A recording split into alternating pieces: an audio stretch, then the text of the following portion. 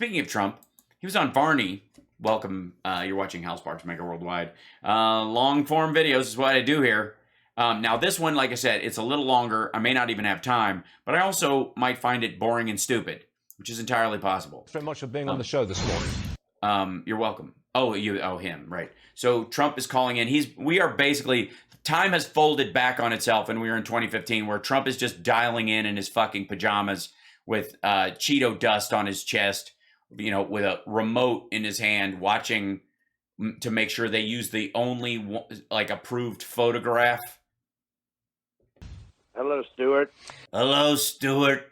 I understand that over the weekend at a rally in Florida, you said that it was your personality that stopped Putin invading during your presidency. Yes, why would you invade someone that's going to give you something as a gift? You want to explain that? Well, that's very interesting. We start off with that one because your producer had said we were going to talk about how great I am. If you remember when I was running in 2016, they all said Trump will get us into a war. Right. It's his personality. He's going to get us. And actually, now they say it was my personality that kept us out of a war. So I think... Yes, many people thought you were going to be sort of an Amber Heard, and it turned out you were just kind of like a rando street hand job. It was, we had a great 4 years, and shouldn't have happened what happened, but it did with the election, and now we have people running it. What's gone on with Ukraine should never have happened, Well, Stuart. President Biden goes to Poland on Friday of this week. Frontline NATO state. What should he do? Yeah, tell us. Details. Details. We love details around here. What is it? Well, it's very late. The cards are laid and the cards are out, and he's got a bad hand. He's given himself a very bad hand. Oh, God. The poker. Stick to golf analogies, dum-dum. The cards are laid out, and he's got a bad hand, and he gave himself a bad hand.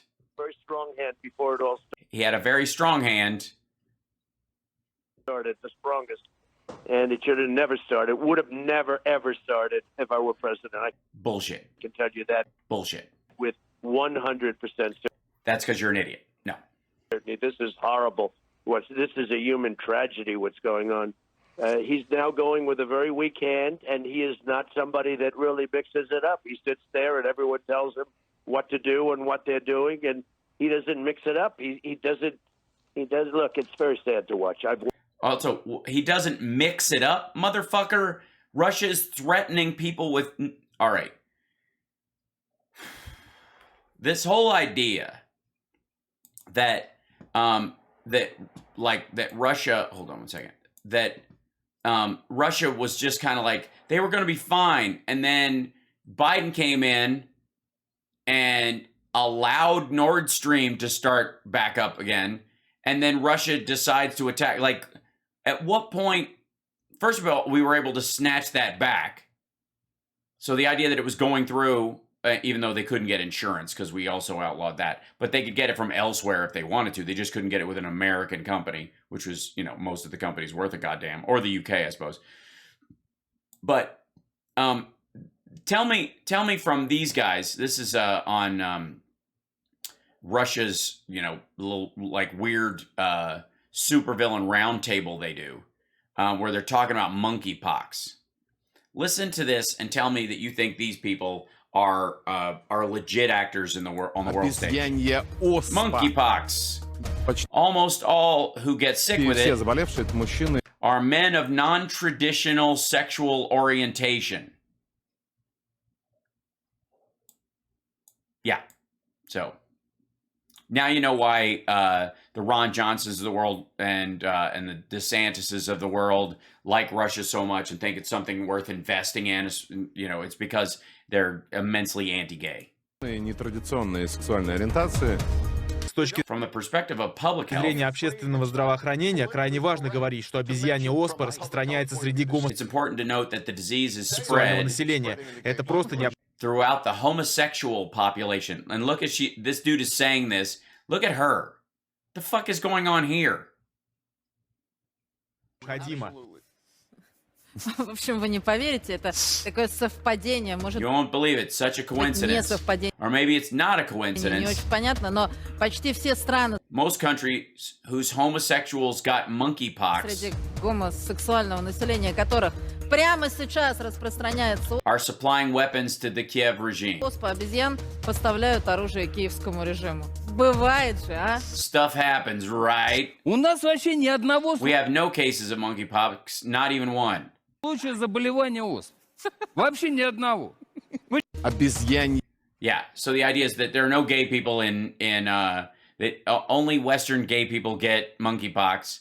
That it's being spread throughout the countries that are helping, as if like it's a bioweapon attack by Russia. That Russia basically took a page out of the Wuhan lab idea and is releasing monkeypox on countries that are helping Kiev by attacking the gay members of those societies with an infectious disease, when in fact one of the problems that Putin apparently says the West has is the number of gay people. Like this goes to the whole like feminization of women thing, while at the same time claiming that the rise in trans males, female to male trans people is somehow responsible, but it's part of a big plot. Like I don't know. Anyways, point being is that where we go? Oh, let me go back to here. There we go. Barney. I've watched it. I've seen it. And these other countries, they're taking over. They're leading, and we're supposed to be the one that's leading. And they're taking advantage of us like they have. Even again, what the fuck is this? France and Moldova or Germany are taking advantage of us? our allies, they take advantage of us on NATO. They take advantage of us on just about everything they can, and in particular on trade. I mean, on top of everything else. Are we going straight to like, I asked Angela Merkel how many fucking Chevys there are? They take advantage of us on trade, and they're really telling him what they want to do, not what we want to do. So. Hold on, I left up my OK Doomer thing. Hold on. It's pretty sad to watch. There's this. It's sad to watch. By the way, not a detail in there anywhere, by the way. Like, he should mix it up, I think, is the only thing. Which is what? Because I'm sure in this conversation we'll come up with the fact that Biden said we would defend Taiwan, meaning with military aid. But the idea is that we would, because he said we're not going to put troops on the ground in Ukraine, but we're going to defend Taiwan in a similar way. And everybody's like, he's going to start World War III. That's where the right is going, whatever. That would qualify as mixing it up, one would think. This discussion about whether we should send jets, MiG jets, to help. No, fuck me. We don't have MiG jets to send. Poland has MiG jets. We would give them F-15s or F-22s or something like that, and that in replacement. But we're not going to give them our best jets. So fuck off with this nonsense. And this is old news anyways. Help the Ukrainian Air Force. Would you send in that kind of help? Would you send in MiGs? Well, maybe even more.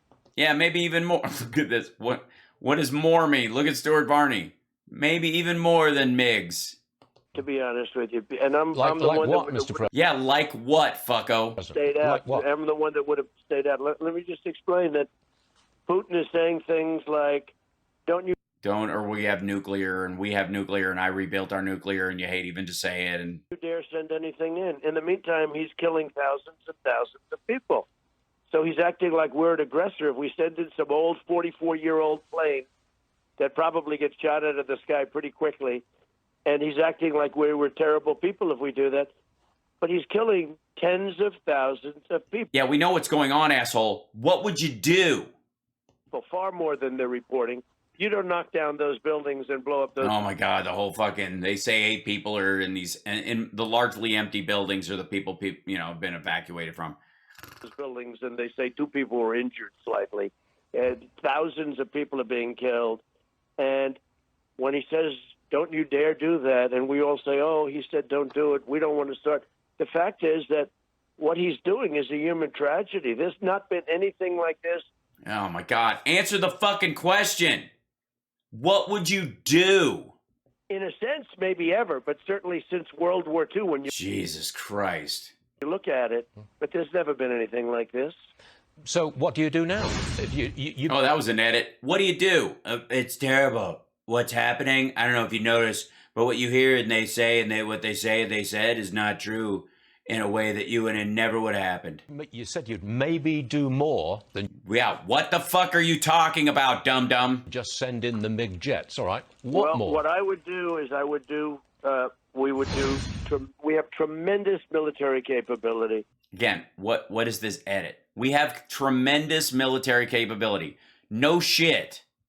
And what we can do without planes, to be honest with you, without 44-year-old jets, what we can do is enormous, and we should be doing it. Like what?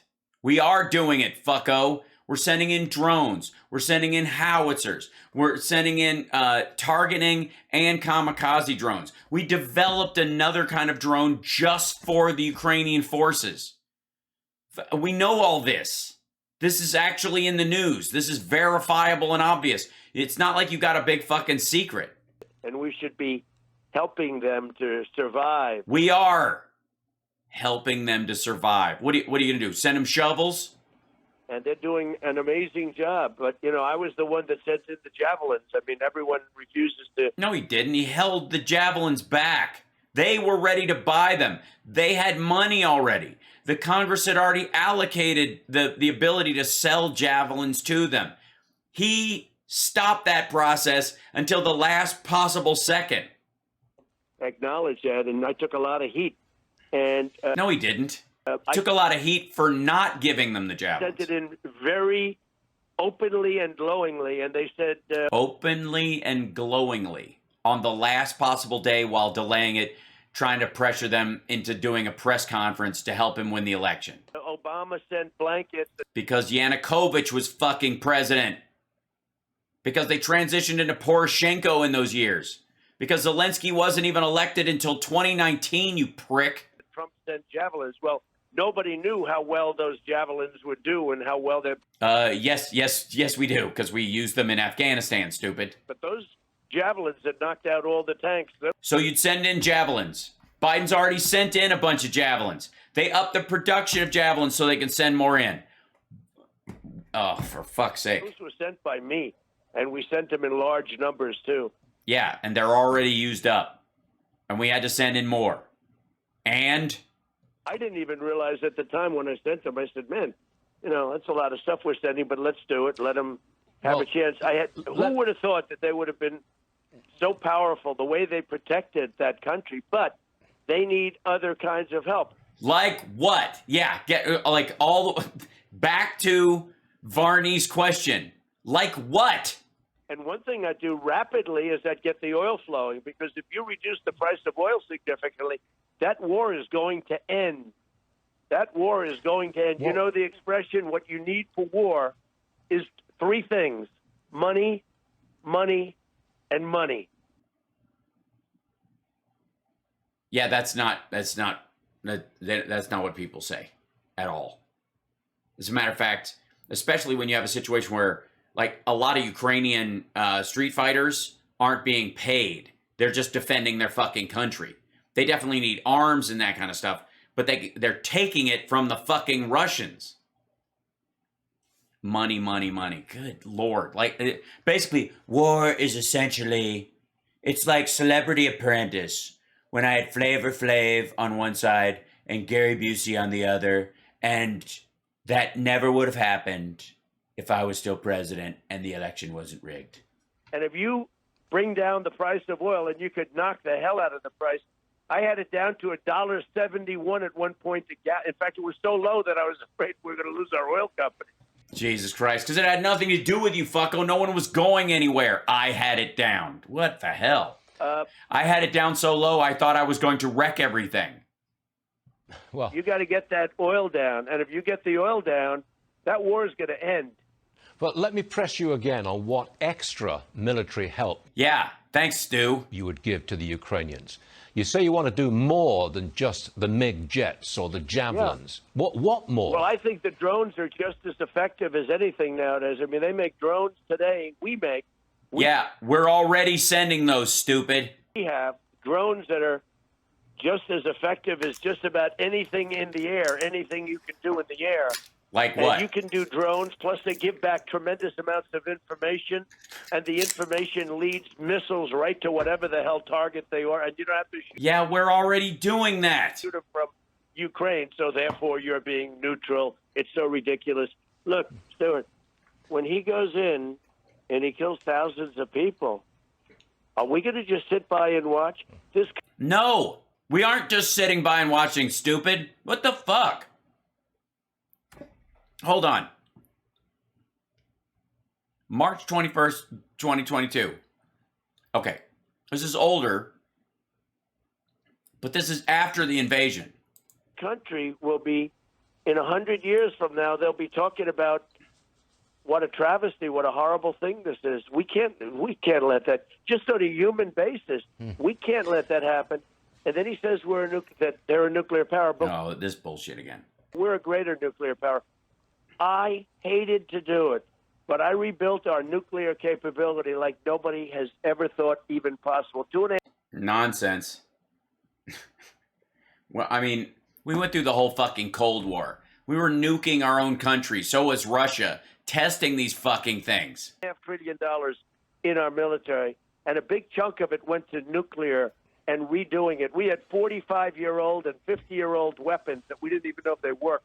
Now we have brand new stuff that's immensely powerful, and hope to God you never have to use it, because that would be the tragedy of all tragedies. So you'd send in the stuff we're already sending in, and you would threaten with the use of nukes. You'd basically do this tit for tat with Russia 1-to-1. Whatever he does, you do. So basically, whatever Putin is, you perceive Putin to be doing, you would do that. Yeah, that sounds like leadership. But if we didn't have it, we couldn't talk. But I listened to him constantly using the N-word. That's the N-word. Again, I don't know why the fuck he thinks this is a good point. And he's constantly using it, the nuclear word. And we never talk. We say, oh, he's a nuclear power. But we're a greater nuclear. Yeah, we know. But we're not about to threaten another country with nukes. As a matter of fact, the less we talk about it, the more serious they know we are.